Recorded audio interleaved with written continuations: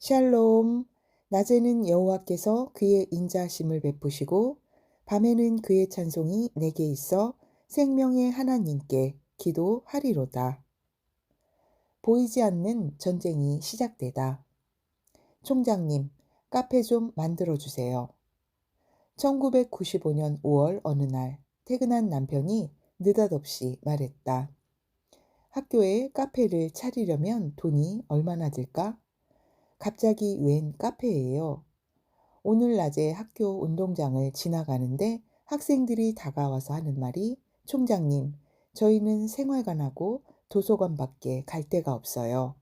차도 마시고 음악도 듣고 친구들하고 이야기할 수 있는 카페 하나 만들어 주세요. 라고 조르더군. 그래서 해보자고 했지. 돈이 없는데 어떻게 하시려고요? 하나님께 기도해야지. 남편은 신문에서 오려낸 쪽지 하나를 내밀었다. 중고 응접 세트 20만 원이라고 쓴 광고 쪽지였다. 내일 이곳을 찾아가 봐요. 나한테 있는 돈으로 몇 세트는 살 수 있을 거야. 남편은 한창 낭만을 즐길 나이에 음악과 함께 차 한 잔 마실 곳이 없어 강의실을 맴도는 학생들에게 늘 미안하다고 했다. 학생들의 소박한 소원을 어찌하든 들어주고 싶다고 했다. 다음 날 나는 광고 쪽지를 들고 몇몇 교수 부인들과 함께 시내 철도변에 있는 중고 가구점을 찾아갔다. 그러나 그곳의 소파들은 너무 낡아서 앉으면 금방이라도 내려앉을 것만 같았다. 새 건물에는 도무지 어울리지 않는 가구들이었다. 나는 밖으로 나왔다. 헌 가구를 기웃거리는 우리의 형편이 한없이 서글펐다. 구름 한 점 없는 푸른 하늘을 올려다보았다. 하나님, 저 가구들은 도저히 안 되겠어요. 새 가구 살 돈을 좀 주세요. 곧 여름방학이 시작되었다. 방학이 끝나면 학생들은 멋진 카페를 기대하며 학교로 돌아오겠지. 돈은 여전히 생기지 않고 아무 대책 없이 약속해버린 남편이 원망스러웠다. 당신은 공양미 300석을 덜컥 약속한 심청이 아버지 같네요. 남편에게 농담으로 말했지만 나는 빚진 마음으로 하나님께 간절히 기도했다. 시건치 않으시는 하나님 아버지, 당신의 아들이 학생들에게 시건하면 되겠습니까? 카페를 만들 수 있도록 돈을 좀 주세요. 남편의 체면이 깎이면 안 된다는 생각뿐이었다. 하나님의 영광보다 남편의 체면 수습을 위한 기도였다. 마침 우리는 성경 룻기를 읽고 있었다. 젊은 나이에 남편을 잃은 룻. 그는 편하게 살 수 있을 고향 모압으로 가지 않고 시어머니 나오미를 따라 베들레헴에 왔다. 미래는 보장되지 않았지만 어머니의 하나님이 나의 하나님이라는 믿음의 고백과 함께였다. 하지만 그들을 기다리고 있었던 것은 혹심한 기근이었다. 그녀는 시어머니와 자신의 생계를 위해 곡식 일항에서 농부들이 남겨둔 나달을 줍기 시작했다. 나는 룻의 심정을 생각해 보았다. 얼마나 자존심 상했을까? 또 이삭을 줍는 자기의 신세가 얼마나 처량했을까? 그리고 시어머니를 따라온 것을 얼마나 후회했을까? 그런데 어느 날 그녀 앞에 곡식 자루가 쏟아 부어졌다. 그녀 앞에 젊은 보아스가 서 있었다. 룻이 땅에 엎드려 절하며 그에게 이르되 나는 이방 여인이언을 당신이 어찌하여 내게 은혜를 베푸시며 나를 돌아보시나이까. 보아스가 그에게 대답하여 가로되 내 남편이 죽은 후로 내가 시모에게 행한 모든 것과 내 부모와 조국을 떠나 전에 알지 못하던 백성에게로 온 일이 내게 분명히 들렸느니라.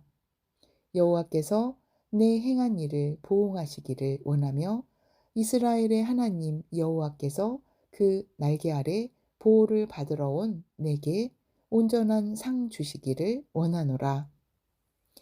룻기를 읽으며 나는 울었다. 하나님, 우리가 어떻게 여기까지 온 줄 잘 아시지 않습니까? 그런데 학생들을 위해 카페 하나도 차리지 못하다니 우리에게도 보아스를 보내주세요. 그때부터 보아스를 보내달라는 내 기도는 간절해졌다. 우리도 룻처럼 버리는 이삭을 줍기로 했다. 하지만 나는 학교에 가난을 공개적으로 소문내기 싫었다. 나와 이야기를 나누던 이기복 교수가 온누리교회 성가대실을 찾아가기로 했다.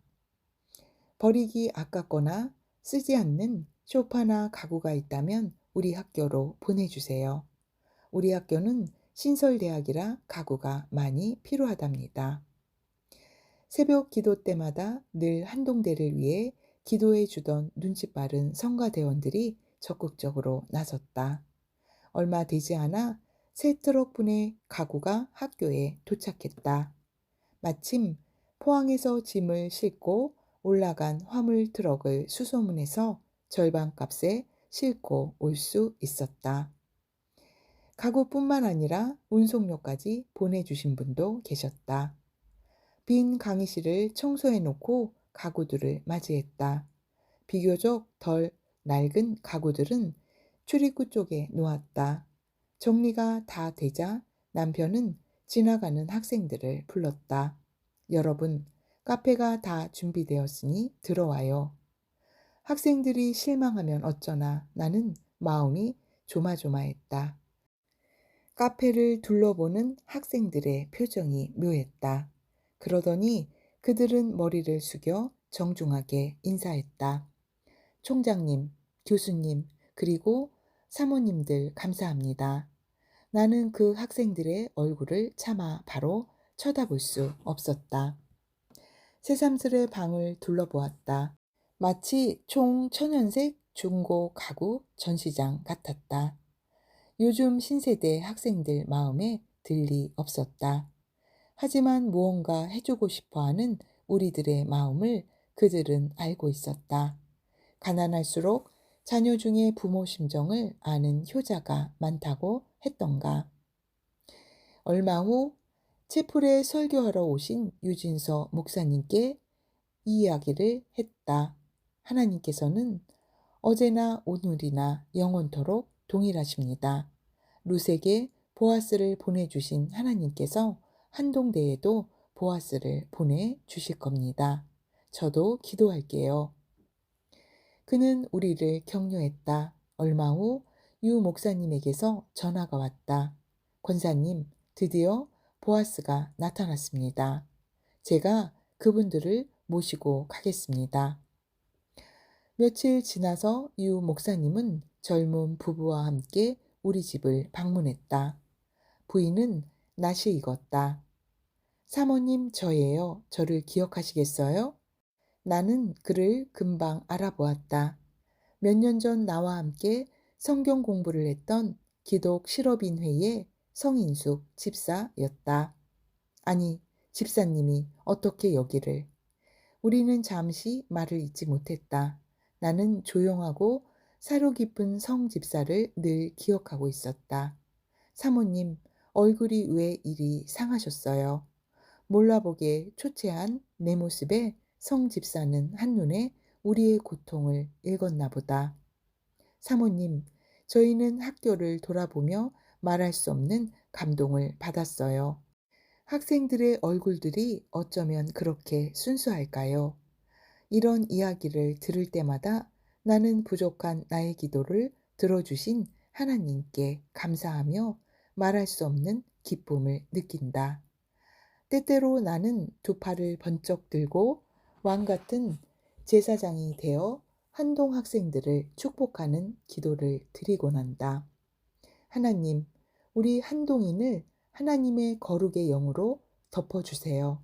이들이 이 세대를 본받지 않고 오직 마음을 새롭게 함으로 변화를 받아 하나님의 선하시고 기뻐하시고 온전하신 뜻이 무엇인지 분별할 줄 아는 청년들이 되게 해주세요. 또한 하나님의 영광의 영으로 한동대를 덮어주세요.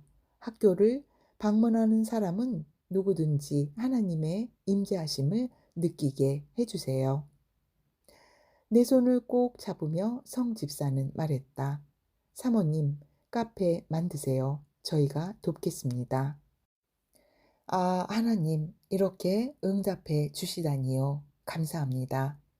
그들 부부는 6개월 전 간암으로 돌아가신 친정 아버님에게서 유산을 받았다고 했다.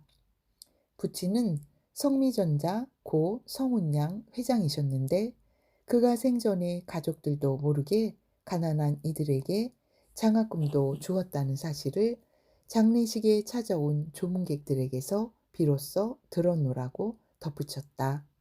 그들 부부는 유산 가운데 일부를 도움이 필요한 사람들과 나누고 싶었는데 마침 이 이야기를 들은 유 목사님이 한동대 카페 후원을 부탁하셨다고 했다. 그들을 포항 공항까지 바래다 주면서 나는 후원금이 얼마나 될지 속으로 몇 번이나 묻고 싶었지만 차마 묻지 못하고 헤어졌다. 일주일 후 서울에서 우리는 다시 만났다. 이번에는 어머님과 그의 남동생도 함께였다. 한참 이야기를 나누던 나는 더 이상 참지 못하고 옆에 앉은 성 집사에게 살짝 물어보았다. 집사님, 얼마를 주실 건데요? 사모님, 20억 원입니다. 나는 내 귀를 의심했다. 놀라서 가슴이 다 뛰었다. 맞은편에 앉은 남편은 이 사실을 모른 채 한동의 비전을 열심히 이야기하고 있었다. 이 놀라운 이야기를 남편에게 전할 도리가 없었다. 처음에는 유산의 일부만 기부하려 했던 그들 부부는 시간이 갈수록 마음이 점점 더 뜨거워졌다고 한다. 한동대 이야기를 들은 동생들도 기꺼이 동참하겠다고 나섰다고 성 집사는 말했다. 아버님이 주신 유산으로 더 넓은 아파트에서 더 좋은 자동차를 타고 좀 더 편하게 살 수는 있겠지만, 하지만 저희는 재산보다 더 값진 아버님의 정신적 유산을 물려받기로 했습니다. 그들을 현관에서 전송하자마자 나는 남편에게 말했다. 여보, 얼만 줄 아세요? 20억 원이에요. 20억 원. 하나님께서 나달을 셀 수 없는 곡식 자루를 우리 앞에 쏟아 부으셨어요. 우리에게도 마침내 보아스를 보내주셨어요. 남편도 나처럼 놀라움과 감격을 감추지 못했다. 할렐루야. 아, 하나님, 감사합니다. 그런데 여보, 이 돈으로 우리는 먼저 채플을 지어야 해. 하나님의 대학에 교회가 먼저 세워져야지. 물론 카페도 옆에 짓고. 지금쯤 그분들이 집에 도착할 시간이니 지금 당장 전화하십시다. 자정이 넘은 시간인데도 남편은 나를 재촉했다. 하는 수 없이 나는 그들 집으로 전화를 넣었다. 그들도 대환영이었다. 한동 채플과 카페가 탄생되는 순간이었다. 그날 밤 우리는 설레는 마음으로 잠을 이루지 못했다. 하나님의 말씀은 흔들리지 않는 잘 박힌 목과 같아서 시대나 사람을 초월하여 변함없이 신실하시다. 처음에 우리는 2천만 원 정도만 있으면 좋겠다고 생각했다. 그런데 20억 원이라니 우리 생각의 몇 배인가. 하나님께서는 우리 필요를 우리보다 더 잘 아시고 기대와 상상을 초월하여 예비하신 것이다. 여름방학이 지나고 학생들이 학교로 돌아왔다. 남편은 이 기쁜 소식을 학생들에게 빨리 알리고 싶어 했다. 고맙게도 성 집사 부부는 이 일을 신속하게 진행해 주었다. 9월 초 채플 시간, 기증서를 전달하기 위해 강호규 사장은 건축 설계를 맡을 최동규 소장을 모시고 학생들 앞에 섰다. 강사장이 말했다. 여러분, 저는 대학 4년 동안 데모만 하다 졸업했습니다. 저는 기독교 정신을 철저히 심어주는 한동대에 다니는 여러분이 부럽습니다. 대학 시절 기독 동아리 회원이었지만 한 번도 성경을 읽은 적이 없습니다. 한 번이라도 성경을 제대로 읽었다면 제 인생은 좀 더 달라졌을지도 모르죠. 저는 비로소 몇 년 전에 예수님을 저의 구주로 영접했습니다. 여기 제 옆에 서 계시는 최 소장님이 기독 실업인 회에 저를 초청해 주셔서 신앙생활을 다시 시작하게 되었지요. 그런데 바로 그날의 초청 강사가 여러분의 김영길 총장님이셨습니다. 지금 이 자리에 그때의 세 사람이 나란히 서 있군요. 이런 자리에서 이렇게 다시 만나다니 하나님의 섭리는 우연이 없고 참으로 놀랍습니다. 성 집사 부부는 현금 20억 원을 곧바로 송금했다. 성운양 회장의 호를 따서 건물의 이름을 효암 채플이라 이름 지었다. 너희가 내 괴로움에 함께 참여하였으니 잘하였도다. 너희의 준 것을 받음으로 내가 풍족하니 이는 받으실 만한 향기로운 제물이요 하나님을 기쁘시게 한 것이라. 나의 하나님이 그리스도 예수 안에서 영광 가운데 그 풍성한 대로 너희 모든 쓸 것을 채우시리라. 아멘. 할렐루야. 우리 주 예수 그리스도를 찬양합니다. 아멘.